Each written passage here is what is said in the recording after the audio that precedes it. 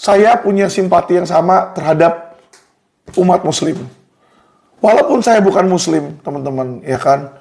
Tapi saya bayangkan, kalau yang dibunuh itu, penjaga itu adalah adik saya, adik kandung saya, atau anak saya, apakah saya tidak akan berteriak sekuat tenaga? Ya toh? Makanya dalam podcast saya ini pun saya bawakan, itu wajib untuk diusut, itu kilometer 50. Karena juga menghilangkan nyawa orang. Terlepas dari itu beda pandangan politik, teman-teman. Ya, jadi kita harus, teman-teman, di sini tegakin hukum secara proporsional. Dan hukum sama politik ini sebenarnya nggak boleh dicampurin. Kalau dicampurin akhirnya apa? Orang yang pandangan politiknya tidak sama nanti akan ditindak secara hukum. Ini yang jadi kesewenangan, ini yang menjadi diktatorship, teman-teman.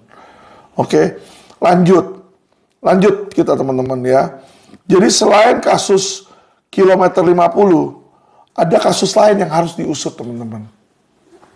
Kenapa? Kalau tadi kasus kilometer 50 juga terjadi di Polda Metro Jaya, saya tahu sendiri di mana kasus KM 50 itu ditanganin oleh unit yang namanya Kamnek, Keamanan Negara, teman-teman. Saya dikriminalisasi pun oleh Subdit Kamnek ketika kasus Allianz. Saya langsung ditangkap, nggak pernah diperiksa, teman-teman, langsung ditahan.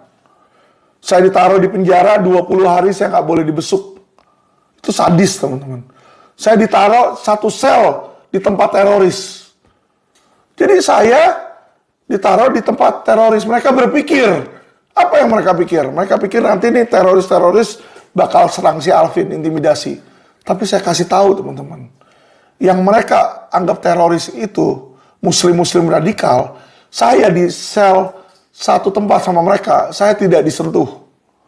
Saya tidak dianiaya. Dan saya diperlakukan dengan rasa hormat oleh mereka. Disinilah kita melihat di mana orang mencap mereka sebagai teroris, pelanggar hukum. Tetapi yang saya lihat mereka punya moral, mereka punya sopan santun, dan mereka menjalankan undang-undang. Itu yang saya bingung.